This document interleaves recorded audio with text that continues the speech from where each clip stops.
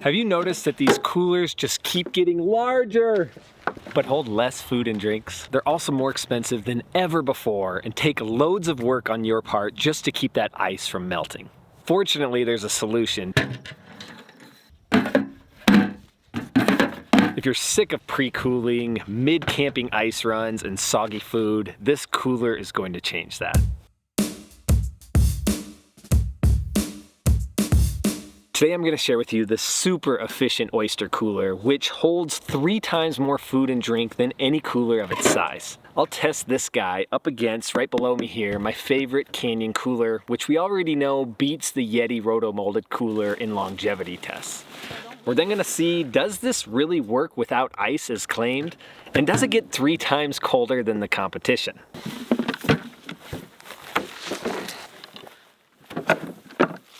The problem with high-dollar cooler technology is that they focus on thick walls and high insulation. Your high-dollar roto-molded coolers are like old castles with thick stone walls. These thick walls provide excellent insulation. They keep that castle cool, but they also make the structure large and heavy. And that's not the only thing it does.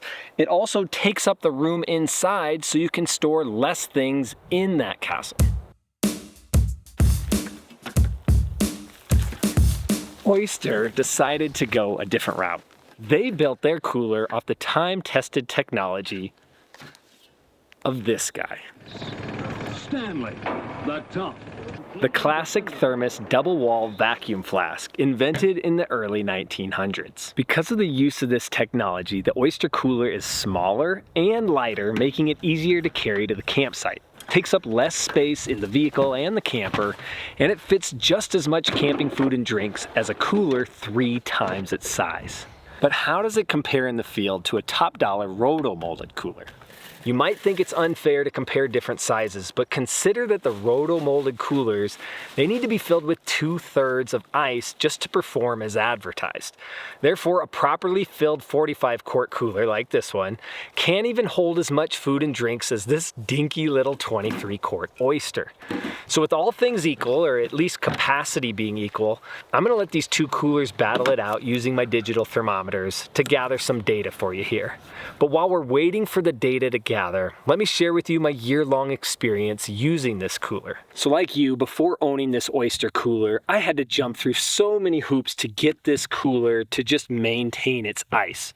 And if you haven't seen our video on the 9 mistakes campers make with their new cooler, you might want to check that out just to see how much work it is to actually have this properly perform in the field. These tips from that video I was mentioning, they work, and they work well, but they're not for the guy who just wants to grab their cooler and go, or for the guy who doesn't want to haul around 20 pounds of ice.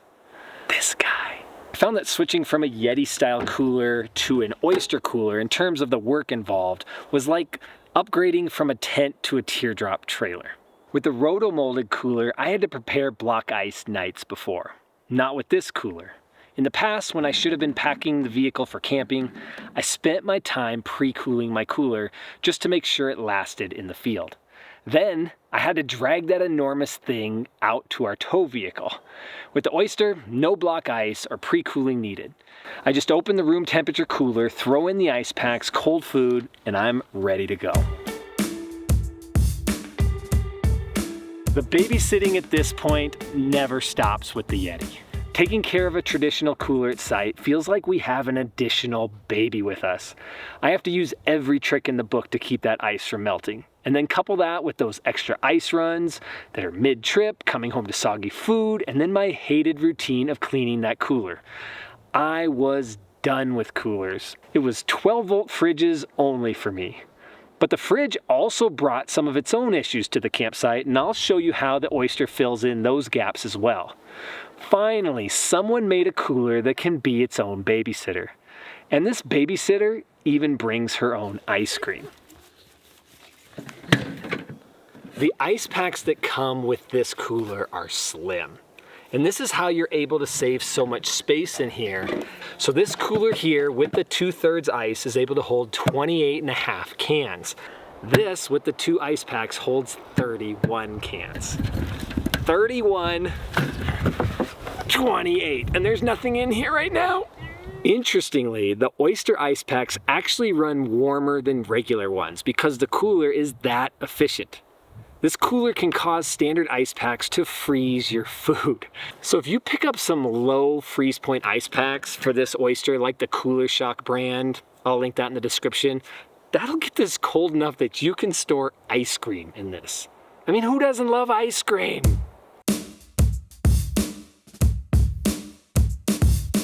So we have a grocery store, it's about an hour away. I used to take the Canyon cooler, took up a ton of space, then upgraded to the 12 volt, also took up a ton of space. One of them consumes energy, the other consumes ice. Like I said, this is no fluff, no ice, no electricity, and it takes up about a third of the space in the back of the vehicle. Great size for shorter camping trips, but for long trips or big grocery hauls, this still, just like my 45 quart cooler with the proper ice, still struggles to hold everything I need. Once you get those groceries, it's really nice to be able to open it from either side. But the downfall is, careful, you might dent it. Yes, besides this lid falling off a little too easily for my taste, something I noticed about Oyster was how much they talk about the beauty and the aesthetics of the dents on their cooler on their website. If you go onto their website, you're going to see a bunch of information on how beautiful these look aesthetically with all the dents that you get on them, how it tells a story. And they have a recycle program, so these don't end up, in the landfill when they're over. They can rebuild these. And I babied this thing because I love it. I see it as like the little Airstream or the vestibule of camp coolers. And even though I babied it, it has the dents to show I've been out here. The dents are going to come. Do the dents impact its performance? No. In terms of portability, obviously this thing is small, but how does it carry?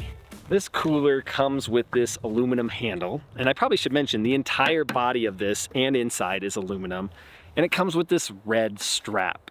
This does the job. If it's a typical camping scenario, meat, vegetables, drinks, it carries fine. In terms of carrying soda, yeah, I've seen in the reviews where people say this is so dense so the handle is awkward. And yeah, the handle is awkward. And a lot of times in these reviews I'm seeing they say it could benefit from two handles like a Roto-molded cooler. But that's because those coolers are so big you can't reach under them. But look at this. This thing is tiny. I can just cradle it like this. I can carry as many sodas as I want. I ran multiple tests on these coolers, but I'm going to highlight 3 key ones: an extreme stress test, a test following the manufacturer's guidelines, and a traditional ice test.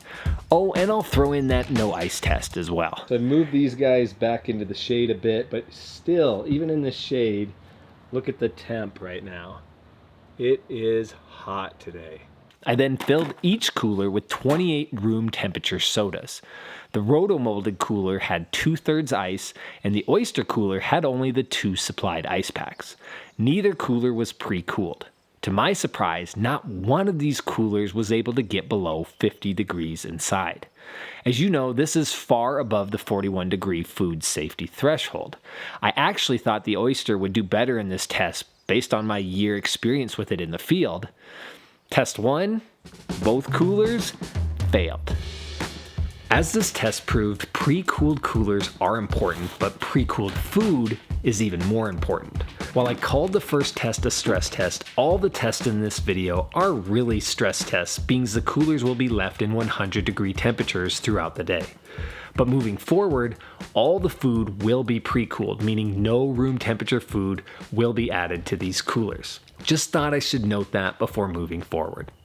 Next, I followed the manufacturer's guidelines. The Roto-molded cooler was pre-cooled overnight with ice, while the Oyster was not.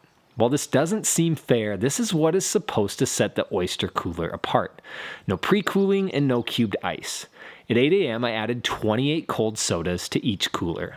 I topped off the Roto-molded cooler with new ice and put only 2 ice packs in the Oyster cooler, no cubed ice.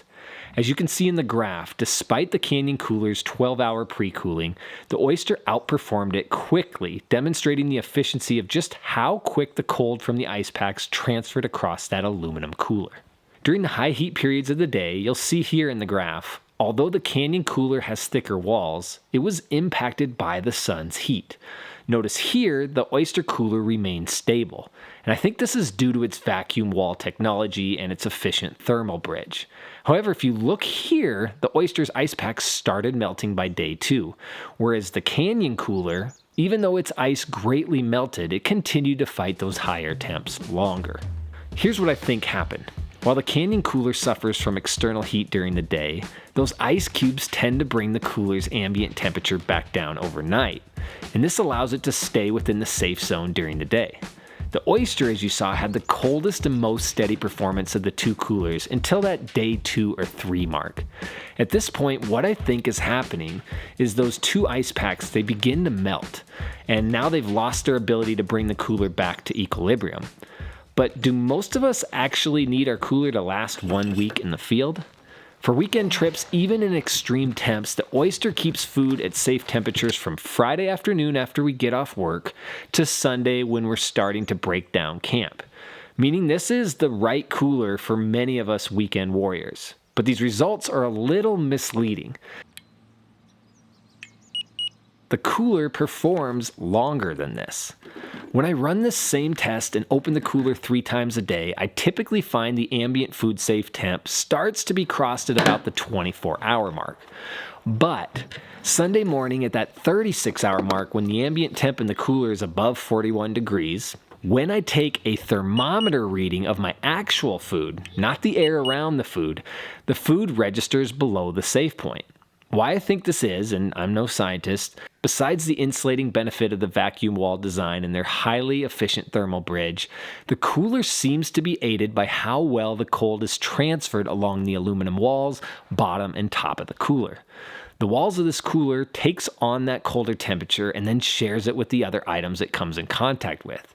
And if you're using this as a drink cooler, I find the drinks are nice and cold for at least 3 days. Again, day 1 and day 2 will be the coldest, but day 3 and 4 still greatly take the edge off a hot day. Another thing I noticed is that because of the smaller air capacity and the aluminum design, this cooler is much less impacted by opening and closing the cooler at the campsite versus what I see with the roto-molded coolers. Once that ice in the roto-molded cooler starts to melt and the food dwindles, like on our Canyon Cooler, you end up having a lot of open air to cool down. And as you saw in our data, roto-molded coolers struggle to bring the temp back down quickly when open. Where the Oyster, once opened, that fridge quickly cools down again. Next we have that ice test, and this is where you really see the difference between these two fridges. Look at this graph. I just removed 8 cans, leaving 20 cans in the Oyster. I removed the ice packs and I added some ice on the bottom of the cooler and a bit on top of the cans. Look how low the temp is. Look how unfazed it is by the heat of the day. See this little bump? That's me accidentally leaving it in the sun at 96 degrees. See the bump coming down? That's the Oyster Cooler getting colder while sitting in 100 degree shade at the highest temperature of the day.